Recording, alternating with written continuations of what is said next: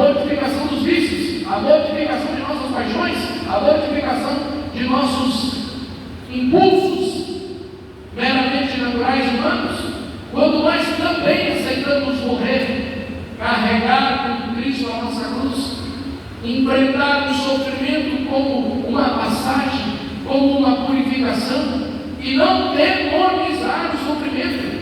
Isso se tornou quase que uma moda. Nós olhamos agora para o sofrimento com total desprezo, como se pudesse ser evitável a todo custo. Nós não podemos olhar mais para o sofrimento do modo como os que não têm fé, os que não conhecem a Cristo olham. Nós temos que olhar para o sofrimento como uma purificação, como um ato de transfiguração também. Porque nós, os desfigurados por uma doença, desfigurados por um vício, desfigurados por um conflito, vamos transfigurar e ressuscitar. Mas para isso é preciso esmagar, sermos esmagados, porque o sofrimento ele vai tirar de nós todas as falsas seguranças. O sofrimento vai purificar todos os nossos apegos exagerados, demasiados. É por isso que no sofrimento você descobre quem realmente está com você. É por isso que no sofrimento você descobre com quem realmente você poderá contar. É por isso que no sofrimento quase todo mundo vai embora. Porque ele está purificando as falsas seguranças, nossas falsas compensações.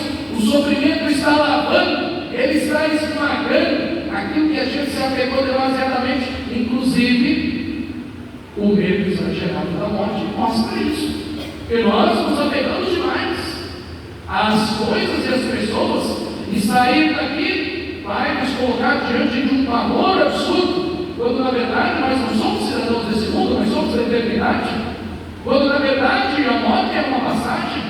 Por isso que os santos, quanto mais íntimos de Deus, menos medo da morte, a ponto de São Francisco de Assis dizer: irmão morte, estou pronto.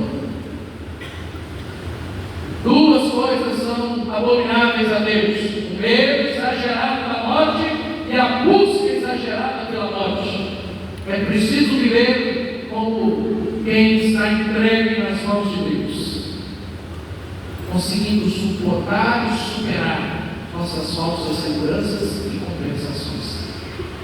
Quem ainda carrega o medo exagerado da morte é porque ainda está agarrado demais a esta vida, as coisas e as pessoas.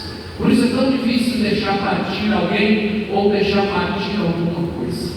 E nossas carências, nossas frustrações nos colocam nesse medo exagerado diante da morte. Jesus disse isso aos discípulos quando estava caminhando para o Calvário: não tenhais medo daquele que pode matar o corpo. Tenham medo de quem pode matar a alma e o espírito. Por isso nós queremos nessa liturgia aprender com Jesus a não termos mais um medo exagerado da morte e encará-la em nome da vitória da ressurreição. E encarar a nossa finitude humana não como uma espécie de desastre apenas, como algo a ser rejeitado, a ser demonizado. Não. Nossa finitude também é uma fase, é uma etapa de purificação. Nós queremos aprender com Jesus a suportar o sofrimento unido a Deus, em profunda comunhão com Deus.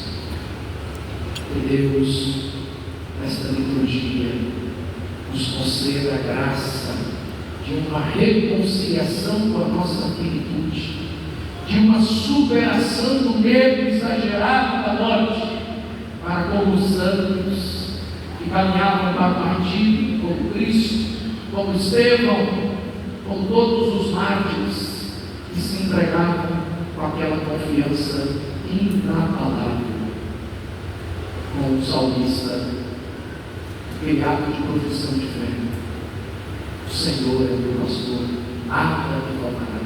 Como o apóstolo Paulo escreveu aos Romanos: nada pode nos separar do amor de Deus, nem a nudez, nem a fome, nem a morte pode nos separar do amor de Deus. E nós estudamos, pois, esse amor que supera tudo, que tudo suporta, que tudo crê, que tudo espera, que a nada decepciona, a ninguém decepciona. O amor que vem da cruz de nosso Senhor Jesus Cristo.